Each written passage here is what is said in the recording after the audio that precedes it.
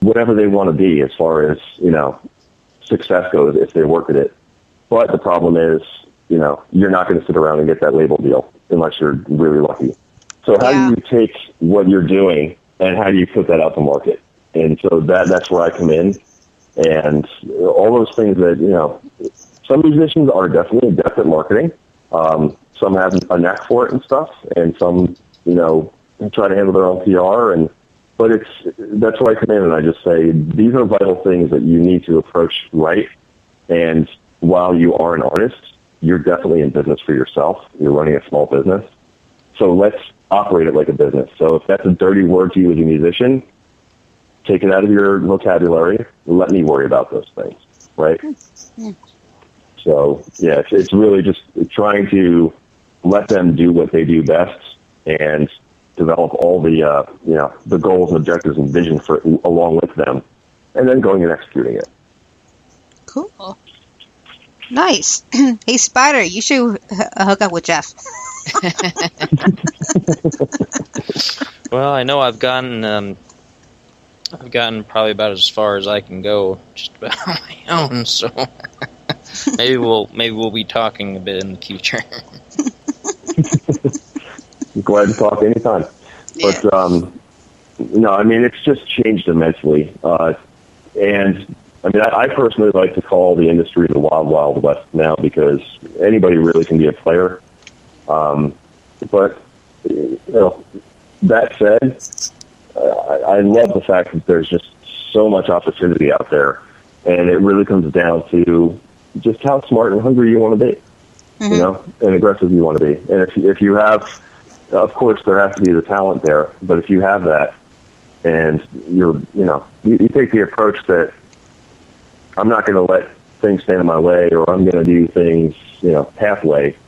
If you don't do things that way, if you do things like, putting all of your effort into it, I'm not going to tell anybody that they're going to go out and be famous, but I will tell them if we do things the right way, you will make a living off of music. It will be a business that supports you and your life. So, and that to me that's the key. Cool. Oh, I had a question for you. So how does a independent musician look for a band manager or something? What you do? Do they do a shopping list? Do they go out and pick one? Do they ask questions? What kind of questions should they ask before they actually sign up one, so that we get a gut feeling about a certain band manager? I think it comes down to relationship. It's definitely a relationship. There's got to be a trust there that, you can't just create trust. It's got to be built up over time. Mm-hmm. But, you want to work with somebody that somebody has to be able to communicate that they understand you as an artist and what you're trying to do. And if they can't do that, or they're trying to sell you on their vision, which departs completely from your vision as an artist, that's definitely a red flag. So to me, it's asking about who they've worked with in the past. Like, just give case studies of the work that they've done. If they're trying to tell you that they can do, X, Y, Z for you, ask them where that idea or those ideas come from. Like, okay, if you have that idea for me, where have you done that in the past, or how did you come up with that idea? So you understand their train of thought. It's not just coming out of thin air. Because I find that a lot of times, to me in my marketing brain, I can say things to people and think they'll understand them because it's second nature to me. But then you say them to people and you get a blank look, and you say, okay, well, if we're talking about developing your name or quote unquote brand, how are we going to do that? And they go, what do you mean brand? Well, it's not a brand per se, but if you want your name to be well known, it is kind of a brand. That's got to be repeatable and out there, and quickly understood what you're all about. So I would say that you want to have somebody that really understands.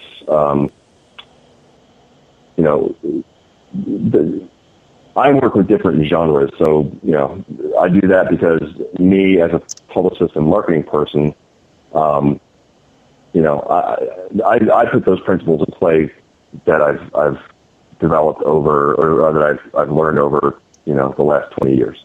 But in a management role, I would say that's where you want to work with somebody that works within that genre specifically, right? Okay. So that they know the people, they know the important, the interworkings of things. They know the right venues that you have to get into. They know the people on a business level that you're going to be dealing with if you're a metal band or if you're a reggae band, what have you, and they're all different. So, but I think the most important thing really is that there's a strong relationship there, and there's a level of trust. Because, and here's where we can get a bit controversial, I have seen a lot of instances lately of managers not treating people with due respect where they should, and it's been very surprising to me, because the one instance I'm talking about is actually a fellow PR guy, and he is very, very successful. In fact, I consider him my mentor in this game, because when I started this 7 years ago, I started looking at what he did to be successful, and he and I have had conversations about a lot of different industry things.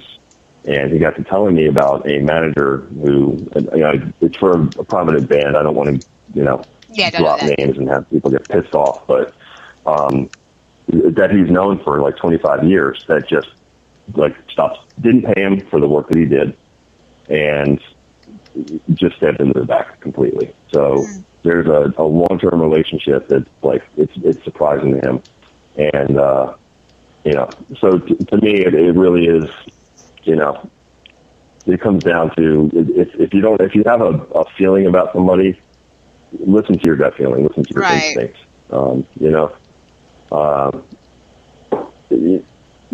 Sometimes I think you can actually.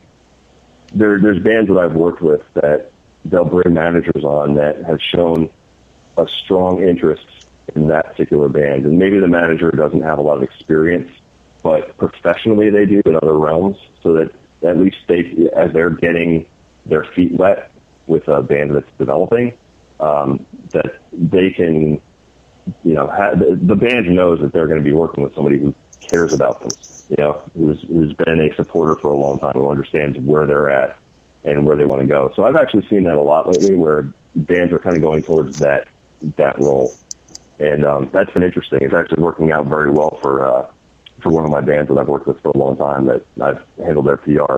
They took on a manager they had a local manager, and then they took on a manager that they met on tour who had been a long-time fan. And he wasn't traditionally a music manager, but he wrote out a plan for him. Here's what I'll do if I was your manager, and here's why I think I should be your manager particularly. And they were sold. And since then, he's done great things for him. He's opened the right doors. He's pressed the right buttons, pulled the right levers. So that's, I think maybe that's kind of like a new approach of doing it. Not necessarily going out and finding the big mucky muck manager who you're trying to get his attention and also trying to get his time. But finding somebody that's going to be hungry, that you can already know you have a certain level of trust that you can build upon, and just cultivating a strong managerial, artistic relationship with them. Now, when you being a manager of all these different bands and genres, are you connected with labels that can actually move them that direction, or do you just do all that for yourself? Or are you a label yourself? Yeah, I'm definitely not a label myself. I've considered it, but it's not something I want to get into. But I'm actually about to start working with one label to handle PR and marketing and social media. And I do have relationships with labels in several different genres. And so I'm able to take the bands that I work with, like reggae has been kind of a staple. I've been in the reggae realm a lot. I've known people on the scene since the mid-1990s, and so that was kind of a natural thing for me to go start working with reggae bands. And so, I know people at Easy Star Records, which is the biggest, I believe, I don't want to speak out of turn here, but I believe they're the biggest reggae label in the U.S. I know people at Silverback, which is Slightly Stupid's label / management group, and it's nice because it helps me open some nice doors for them. Not necessarily like say, hey, here, sign these guys, which is something I would do. I'll definitely send them music and say, hey, if you're interested, let's talk and get things going in that direction. But it's more so for, having that relationship lets me get in touch with the label and say, hey, your band and your label is going to be touring. Why don't we get my band on the show when they're coming through here? Because we'll bring 200 people, and we'll help push the show ourselves and stuff. And so it's just good to have those relationships, or they know that they can come to me and say, hey, we've got these shows coming up. Can you help us out here? What can we do here? Can you get support for it? Stuff like that. So, there's definitely some label connections there. But then again, my favorite, it's funny because my favorite part of the job is when a band is completely independent, and it's up to me to really handle everything that they're going to do when they put out an album. And, whether the goal is they want to hit a certain sales mark, or they want to get on the top of the iTunes charts, whatever it is, that's really what's fun for me. When it's me kind of acting as the marketing muscle behind what they're doing, and to see it be successful. It's a good feeling. Interesting. So, got one more question before we take a break. Now, let's just say a band comes up to you, just wants your advice, but don't want to take you on as a PR manager or something like that. What kind of advice can you give independent musicians who are just starting out to get them started before they reach the point that they need you or someone like you? I would say, you look for opportunities to get your, I'm approaching this from the PR standpoint, because that's really where I always start from.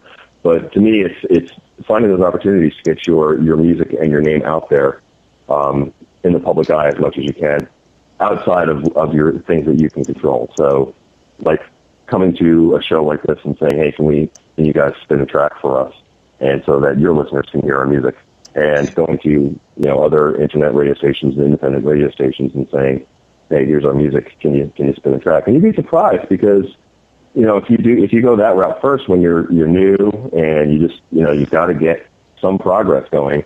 Internet radio stations have been great because they've all got their own audiences that you're tapping into, but they've also got a social media reach of their own, and some of them have really good ones. And definitely get with your local media people and cultivate relationships there with the music writers and journalists in your city or town. That's vitally important. If you can develop good relationships with the media early on and get them out, invite them out to a show, that's going to increase your chances of piquing their interest with what you're doing and having them write about it and talk about it. So, to me, success begets success. And so if you're doing those things, that's a good starting point, just to get a little bit more buzz than what you can create yourself. And to me, it's through the PR mechanism. Cool. All right, so guys, we'll be right back with more with Jeff and his approach on how being a band manager, and more questions. Do you guys have any questions? The phone line is open for anyone who wants to come in. All three listeners of you. The number is 360-464-4216. If you have any questions, and then we'll be right back. Don't go away. Woohoo! Let's Talk About the Music is starting. What is Let's Talk About the Music, and why are you so excited about it? It's a podcast with controversial talk and a global mix of music. Oh, cool. How and where can I listen? Just go to letstalkaboutthemusic.com and click follow to be sure to get all the info about the bands that are playing and see their music videos. Then click on Spreaker or iTunes to listen live and even chat with other listeners and the host herself. What day and time is Let's Talk About the Music on? Every Wednesday night from 8 p.m. to midnight Pacific Standard Time. I think I'll tune in. Thanks for the info. Wednesday, June 29th on Let's Talk About the Music, meet Italian guitarist Mirko Filacchioni and hear songs from his latest EP, In Guitar We Trust. Tune in from 8 p.m. to midnight to hear it live at letstalkaboutthemusic.com.